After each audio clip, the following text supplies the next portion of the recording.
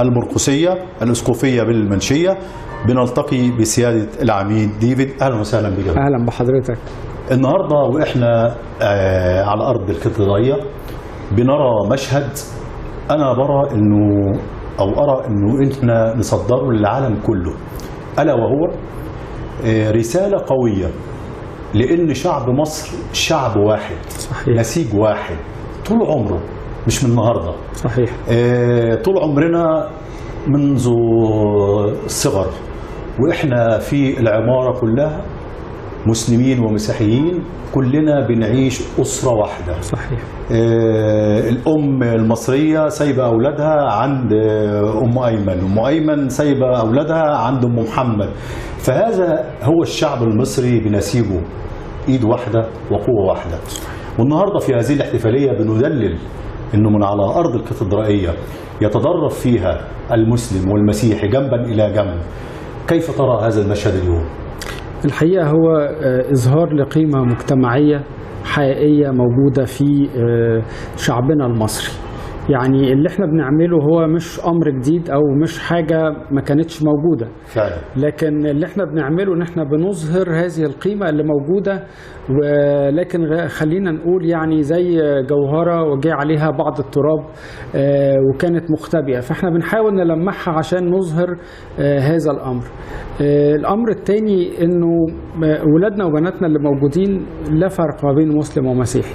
الاثنين بيقعدوا بيتعلموا مع بعض، الاثنين بيشتغلوا مع بعض، وده اللي بيدوب الامور اللي بعض يعني اصحاب الفتن يحبوا يزرعوها.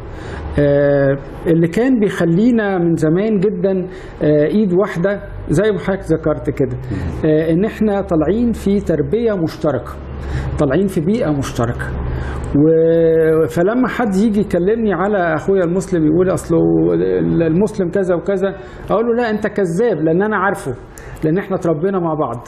وكذلك اللي مثلا واحد يقول له اخوك المسيحي، يقول له لا ده انا عارفه، احنا اتربينا مع بعض.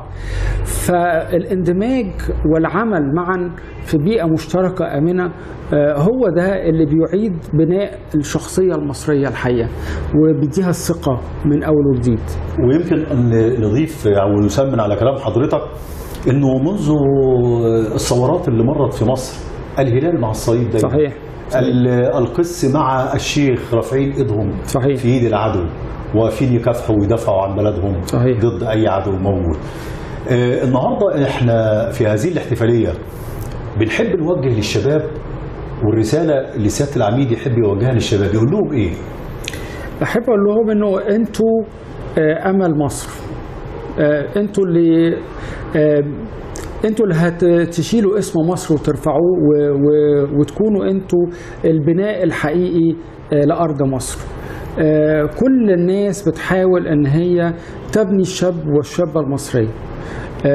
سيادة الرئيس عبد الفتاح السيسي بيضع في أولويته